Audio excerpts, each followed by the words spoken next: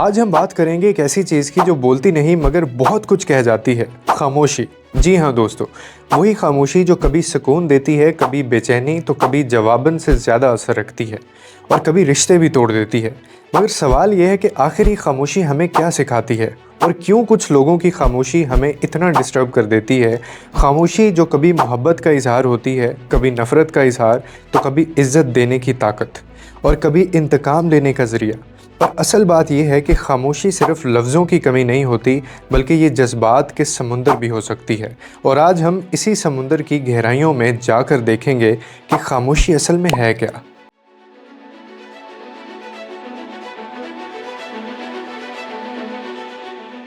दुनिया की हर आवाज़, हर शोर और हर हंगामा हमें अपनी तरफ खींचता है, लेकिन क्या कभी आपने सोचा है कि खामोशी में भी एक अजीब सी ताकत होती है दोस्तों।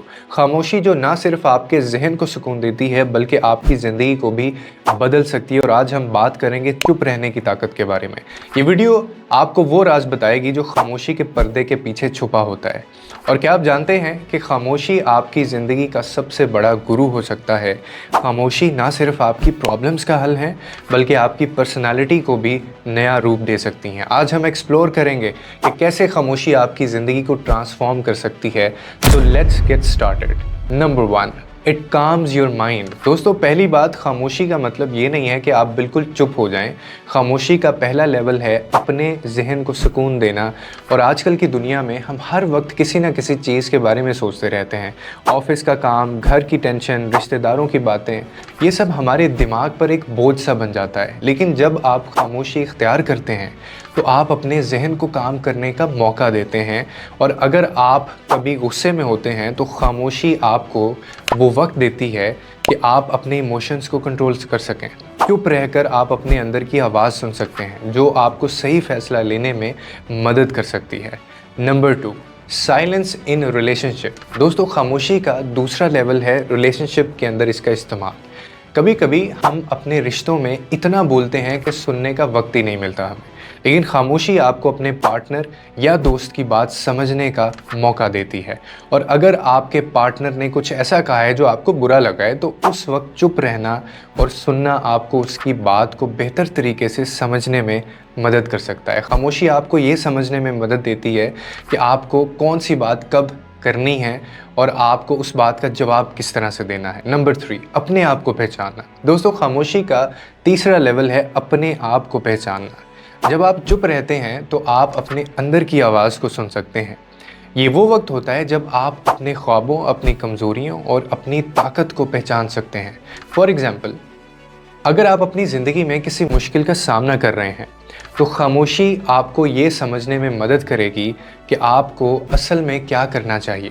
खामोशी आपको अपने अंदर की ताकत को पहचानने का मौका देगी। Number 4, it brings creativity.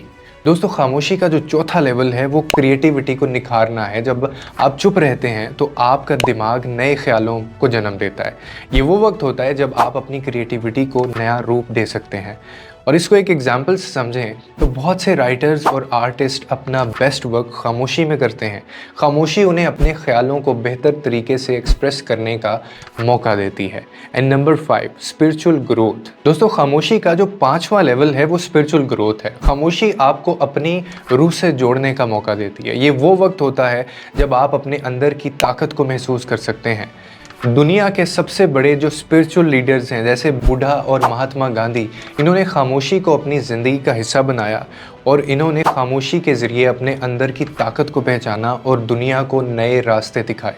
तो दोस्तों, खामोशी सिर्फ एक खामोशी ही नहीं बल्कि ये एक ताकत है जो आपकी ज़िंदगी को बदल सकती है, जहन को सुकून दे सकती है और रिश्तों को मजबूत बना सकती है। अपने आप को पहचानना, क्रिएटिविटी को उजागर करना और स्पिरिचुअल ग्रोथ, ये सब खामोशी के ज़रिए मुमकिन है।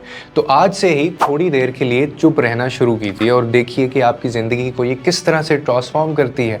और अगर आपको ये वीडियो पसंद आया तो इसे लाइक करें, शेयर करें और हमारे चैनल को सब्सक्राइब करें। अपनी राय हमें कमेंट सेक्शन के अंदर ज़रूर बताइएगा और हम आपको मिलेंगे अब अगली वीडियो में। तब तक खामोशी का एहतराम कीजिए।